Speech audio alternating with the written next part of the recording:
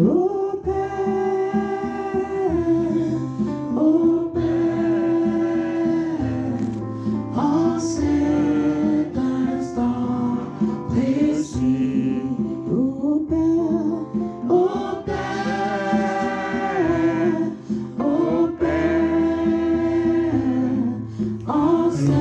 vous étonnez pas que sur Zoom, il n'y ait pas beaucoup de personnes. Parce que nous faisons maintenant les veillées en présentiel dans les paroisses. Et ce qui est recommandé, ce qui est souhaité, c'est que les participants viennent sur place. Mais ceux qui sont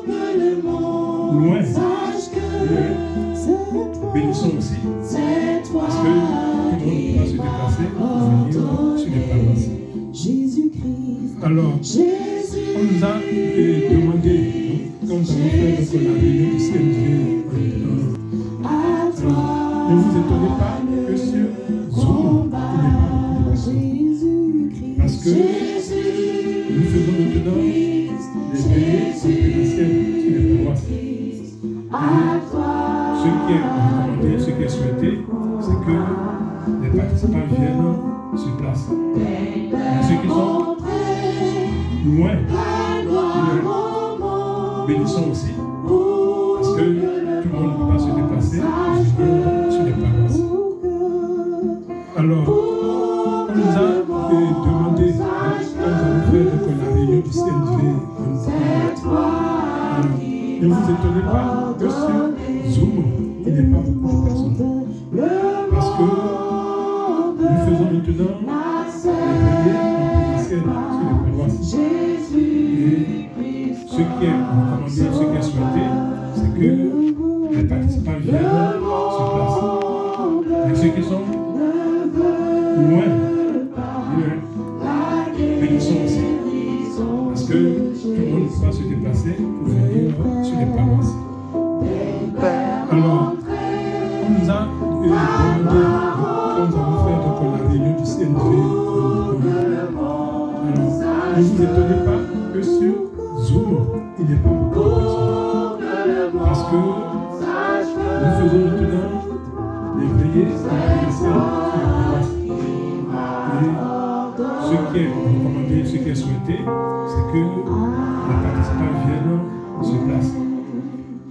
Nous allons...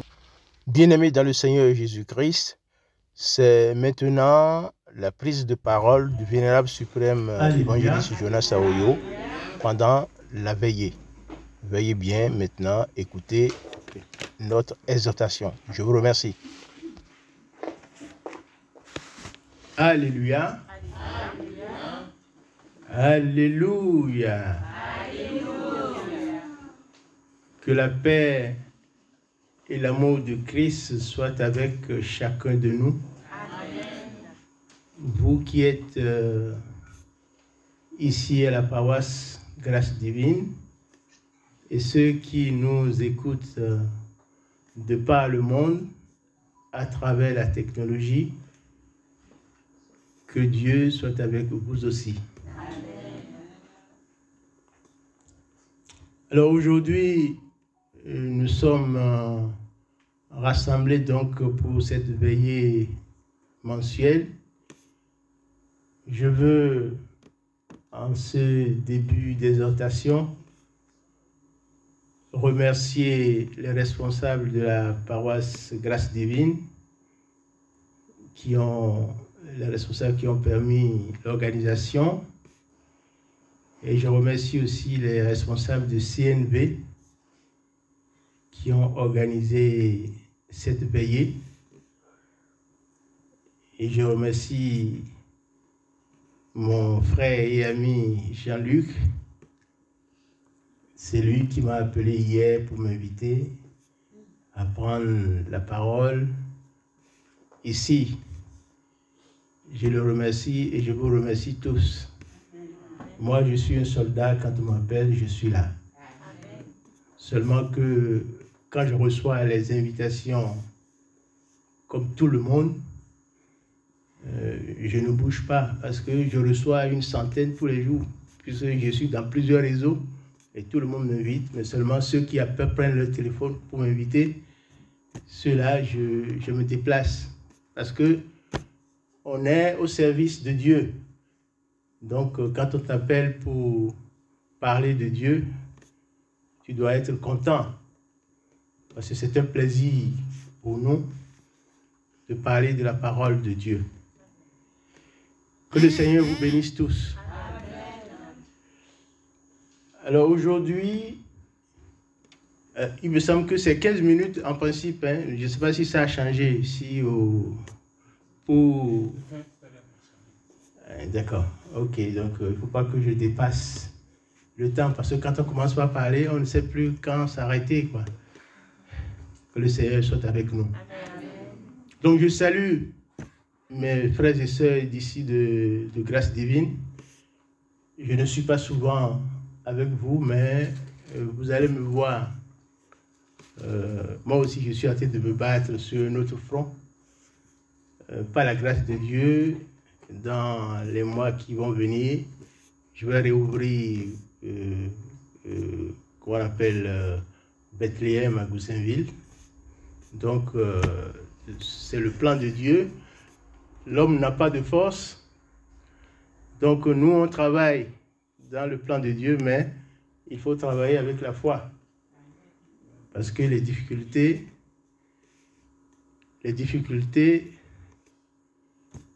il y en a beaucoup, mais c'est avec la foi qu'on peut traverser toutes ces difficultés. Et c'est justement pour ça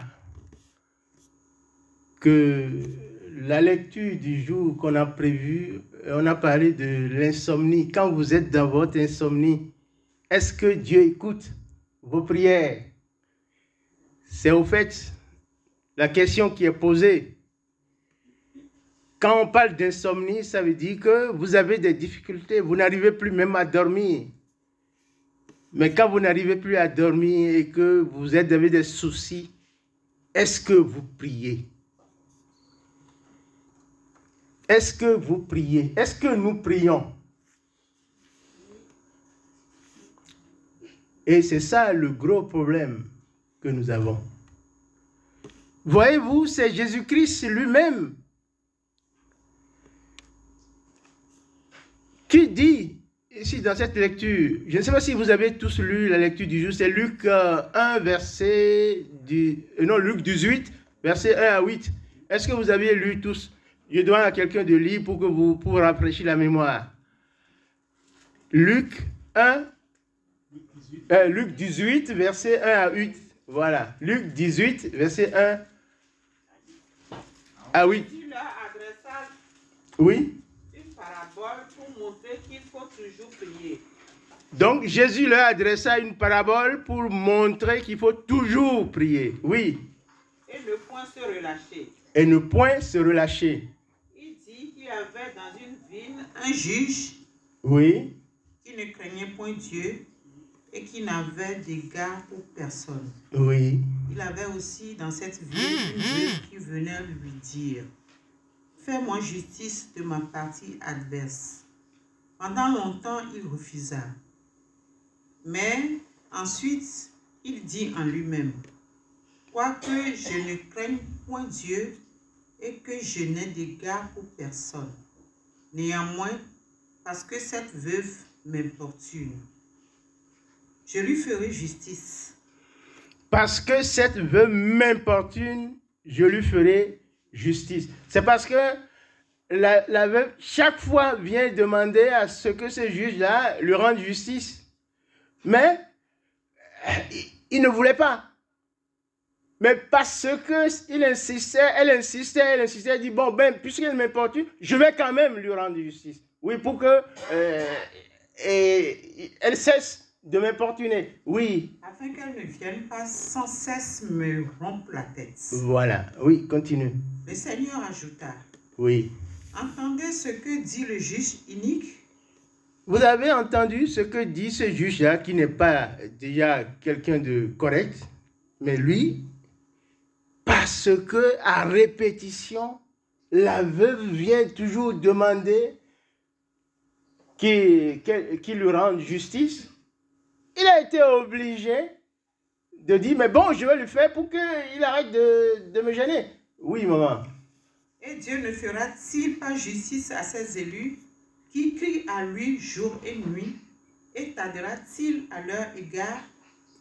Je vous le dis, il leur fera promptement justice. Amen. Mais quand le Fils de l'homme viendra, c'est la question qui est posée à vous tous et à mes soeurs et mes frères. Quand l'Éternel viendra, oui, trouvera-t-il la foi sur la terre? est-ce qu'il trouvera la foi sur la terre? Il dit encore cette parabole. Oui. En vue de certaines personnes. Merci. C'est bien, maman. Que le Seigneur te bénisse. Amen. Jésus posa la question à l'événement, est-ce que je trouverai des gens qui ont la foi sur la terre? Parce que le Seigneur dit, le juge est unique. Le juge, ce n'est pas quelqu'un qui veut faire les choses de façon honnête, mais parce que cette veuve-là l'implore tout le temps, rends-moi justice, aide-moi, il est obligé de le faire. À plus forte raison, Dieu qui est votre Père.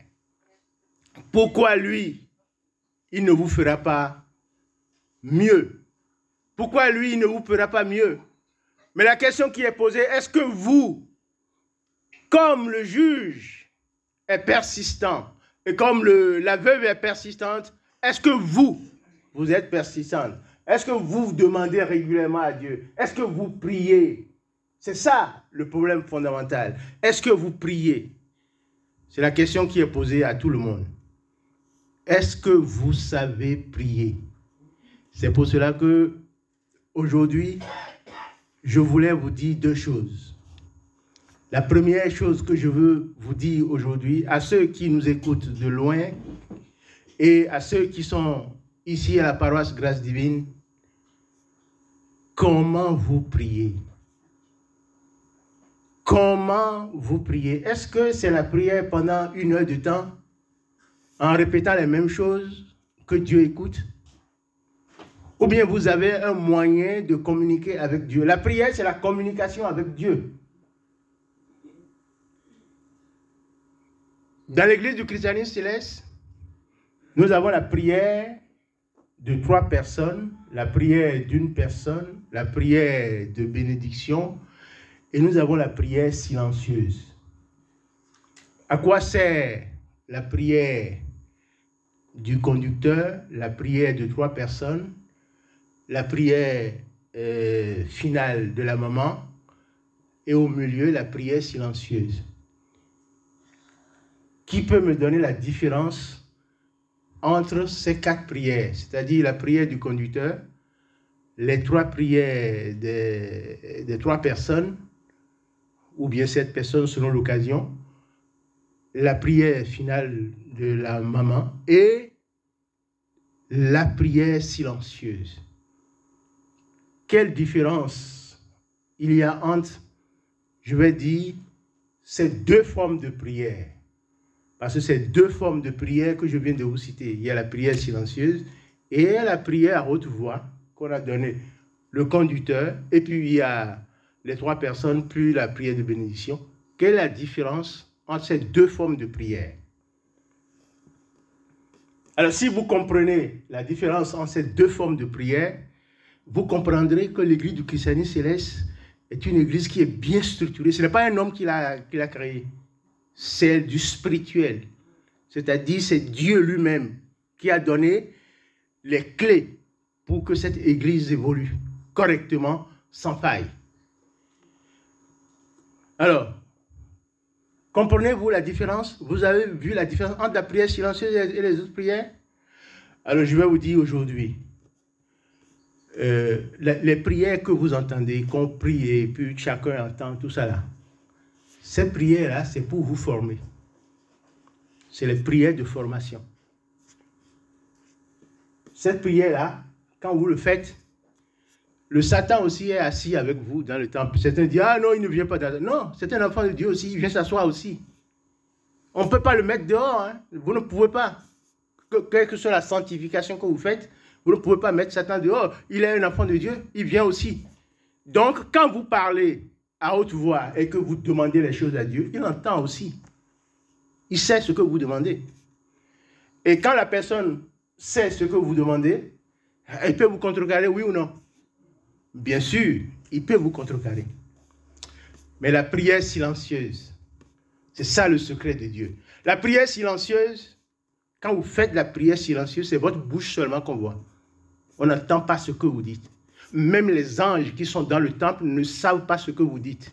Mais seul celui qui vous dit, c'est Dieu. Seul qui sait ce que vous dites. C'est la communication directe avec Dieu. C'est pour cela que je dis à tout le monde, priez peu à haute voix. Quand vous voulez prier, vous parlez à Dieu. Quand quelque chose vous tient à cœur, parlez en prière silencieuse. Dites ce que vous pensez à votre Dieu. Et là, il écoute rapidement.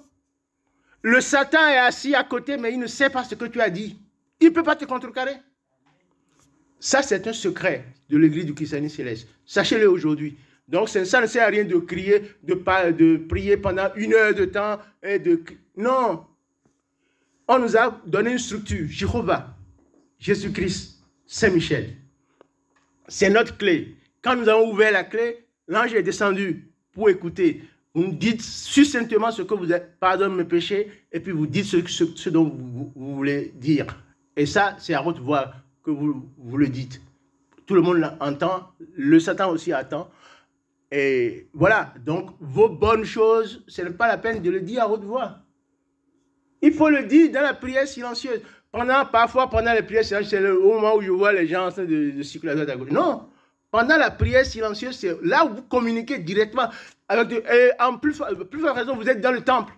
Même quand vous êtes dans le temple, ou bien vous êtes chez vous et que vous faites la prière silencieuse, celui qui entend ce que vous dites, c'est Dieu qui entend. Ce n'est pas quelqu'un, il n'y a pas d'intermédiaire. Parce que cet intermédiaire-là, nous l'avions déjà enlevé depuis l'avènement du Christ. Le voile s'est coupé et puis directement on parle avec le Seigneur. Donc la prière silencieuse, c'est la clé de votre succès. Moi, tout ce que j'ai gagné dans ma vie, c'est ce que j'ai demandé silencieusement à Dieu. C'est ce que j'ai demandé silencieusement à Dieu. Parfois, quand je prie, ma femme dit, mais toi, tu es grand devancier, là, tu es couché, mais je ne te vois pas prier. Il faut que je me mette à genoux pour prier, pour que tu entendes, c'est ça? Tu n'es pas Dieu, non? Voilà, parce que les gens n'ont pas compris. Parfois, même quand on dit de prier, on va rester 30 minutes à faire une prière de combat. Ça ne sert à rien. Ça ne sert à rien. Vous priez, soyez succinct. Ce que vous voulez dire, ce qui vous tient à cœur, et que vous voulez que Dieu fasse pour vous, c'est dans le silence qu'il faut communiquer avec Dieu. Vous avez les clés pour ouvrir. Jéhovah, Jésus-Christ, Saint-Michel. Il n'y a pas d'autres clés. C'est à nous qu'on a donné cela. Et c'est l'église du christianisme céleste. Les gens, qu'ils veuillent ou qu'ils ne veuillent point, cette église-là va transformer le monde. Amen. Aujourd'hui, ils ne savent pas. Aujourd'hui, ouais, j'ai parlé un peu avec mon devancier Batouakou tout à l'heure. Nous avons beaucoup de capacités, beaucoup de possibilités pour faire développer cette église. Seulement qu'il manque de volonté. C'est ce qui nous manque. Sinon, nous avons tout. C'est-à-dire, l'âme spirituelle que nous avons pour transformer ce monde-là, cette âme spirituelle, nous l'avons. Seulement, il faut essayer de nous unir, de nous organiser pour le faire. Individuellement, ça prend du temps. Vous savez, ça fait... Moi, je suis arrivé en France en 90. Et en 90, si je prends 90 et je reviens à 2023, ça fait combien d'années? Ça fait plus de 33 ans que je suis en train de me battre pour dire qu'en France, ici, les loyers que nous payons coûtent trop cher. Et qu'il faut qu'on s'entende pour acheter des locaux. Vous avez pris la bonne solution. Vous l'avez acheté, que le Seigneur vous bénisse. Amen. Et c'est ce que je souhaite pour les autres. Moi, je me bats depuis 15 ans, je n'ai pas pu encore. Mais je suis encore en train. Parce que je ne lâcherai pas. Or, quand on est ensemble, on est plus fort. Quand on est ensemble, on est plus fort. Donc, mes frères et sœurs, dans le Seigneur Jésus-Christ, l'Église est belle. Et l'Église est venue pour changer le monde. Mais vous devez savoir, est-ce que l'Église va transformer le monde avec vous ou bien sans vous? Parce que les gens, ce qu'ils ne comprennent pas, Dieu ne va pas vous attendre. Dieu ne va pas vous attendre. Non. Dieu a un plan pour la France. Donc, est-ce que vous rentrez dans les clous pour participer à cela? Si vous rentrez dans les clous, travaillez pour cela. C'est pour cela que je dis à tout le monde, je suis content de vous voir parce qu'il est 22 h, vous avez laissé vos lits, vous êtes venus ici pour prier, ça veut dire que vous avez de l'espérance. C'est ça, vous avez de l'espérance et vous avez de la foi. Et c'est ça qui est l'élément indispensable pour l'Église du christianisme, pour les chrétiens célestes. Et je parle de vous-même personnellement. Vous savez, les gens que j'ai vus depuis 30 ans ou bien 33 ans ici en France, on a évolué tous. On a évolué tous, on a progressé tous, on critique tous les jours, on dit l'Église a des problèmes, on parle, mais toujours, on a toujours évolué avec les hauts et les bas, on a toujours évolué. Et j'ai vu nos enfants grandir. J'ai vu nos enfants grandir et qui commencent par faire les choses que nous avions fait. Et c'est ça qui me fait mal.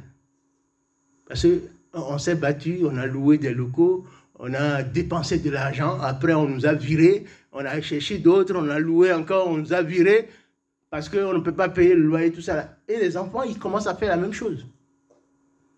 Est-ce que c'est une bonne chose pour l'Église du christianisme céleste? Non. Ce n'est pas une bonne chose, mais vous ne leur avez pas proposé d'autre chose. Et donc, ils se débrouillent et ils font ce qu'ils peuvent. Et c'est ça, c'est ça le dommage. Alors, ce que je voulais vous dire aujourd'hui, c'est surtout ce qui concerne chacun de vous, votre vie.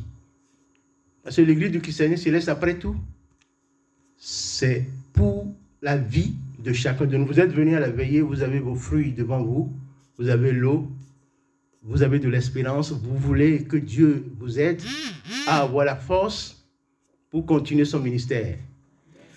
Le Holy, quel est son rôle dans l'Église du christianisme céleste?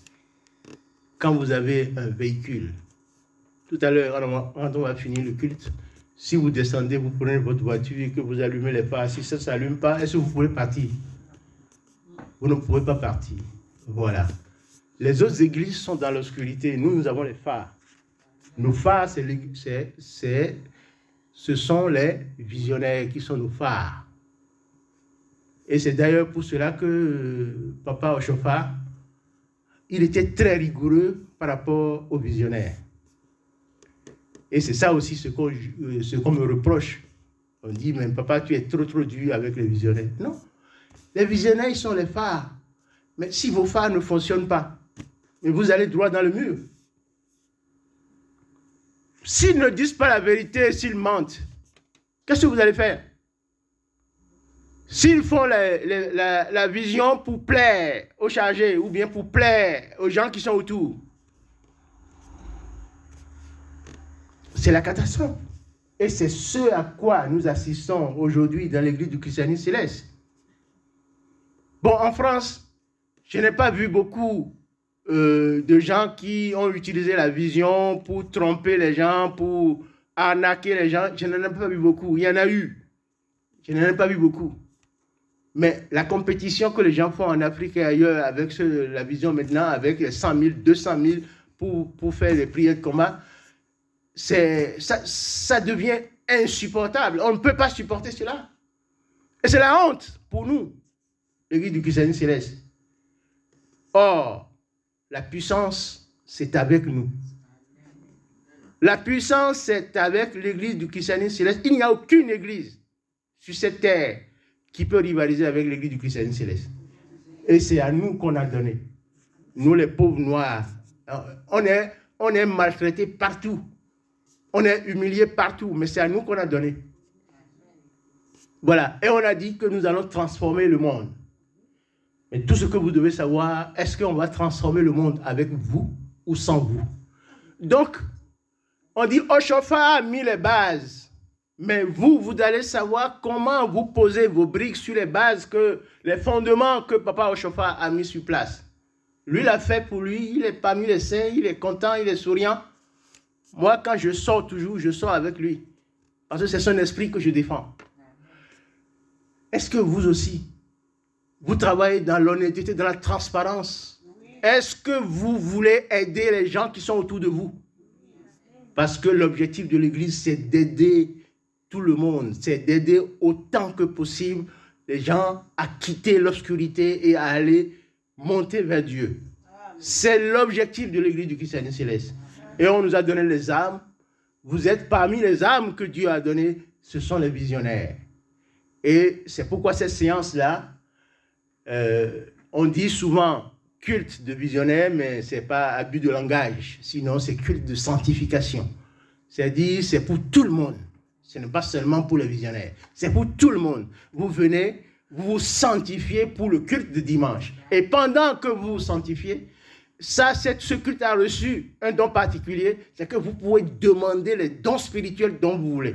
C'est-à-dire, si vous voulez être visionnaire, si vous voulez faire de la prédication, si vous voulez faire des guérisons miraculeuses, c'est ici que vous demandez. Et quand vous le demandez, Dieu vous écoute. Parce que c'est le culte qui est dédié à cela.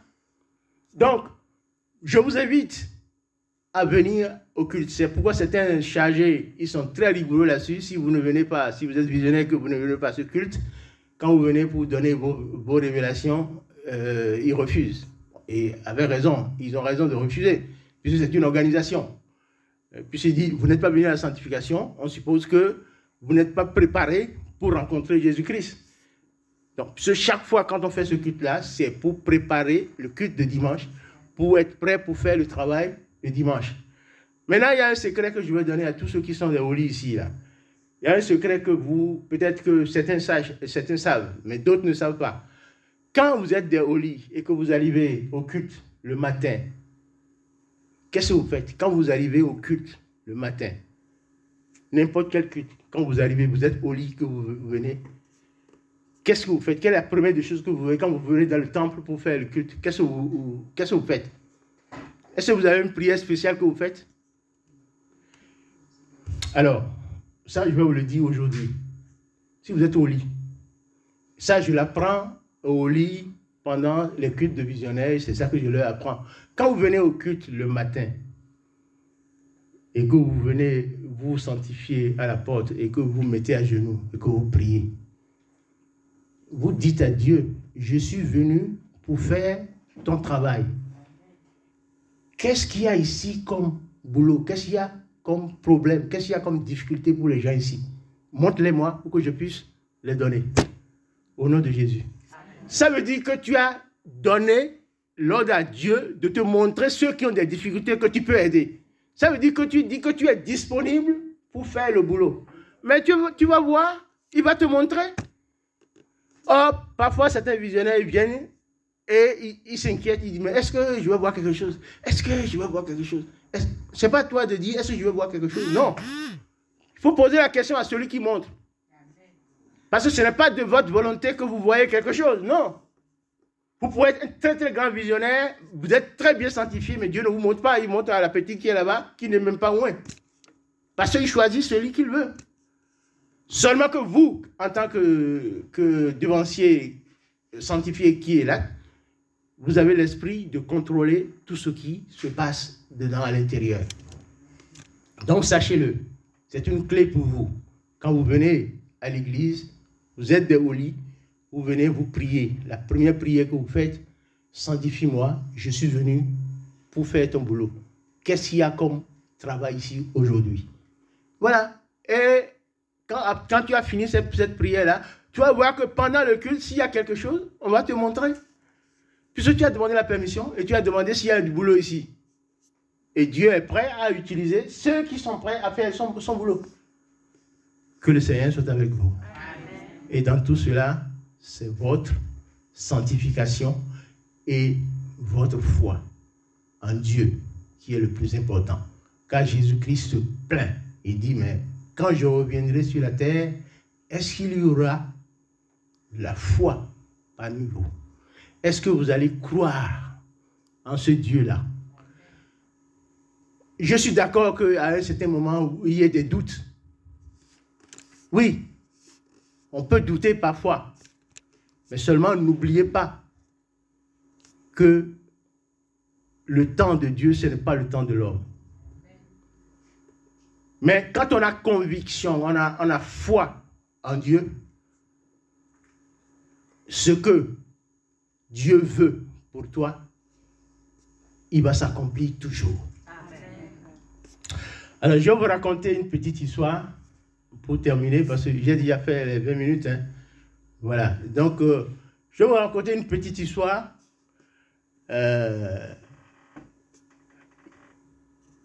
Pour clôturer cette histoire, vous la connaissez, hein, vous la connaissez, mais je vous la raconte simplement parce que c'est très important.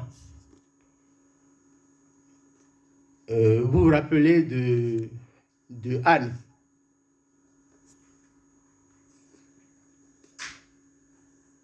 Anne n'avait pas l'enfant, mais il voulait l'avoir. Il fait tout, il ne peut pas l'avoir. Et puis elle va dans le temple. Je crois que c'est Élie. Elle va dans le temple et elle va prier dans le temple. Et c'est ça la puissance de la prière silencieuse. Elle était en train de prier et puis Élie voyait sa bouche bouger et dit, mais elle est saoule, cette femme-là? Pourquoi elle fait comme ça, cette truc-là? Elle est peut-être... Et qu'est-ce que Anne a répondu? Elle a dit, mais mon Seigneur, c'est la souffrance qui est dans mon cœur que je raconte à mon Dieu. Est-ce que Anne n'a pas eu l'enfant? Ça veut dire quoi?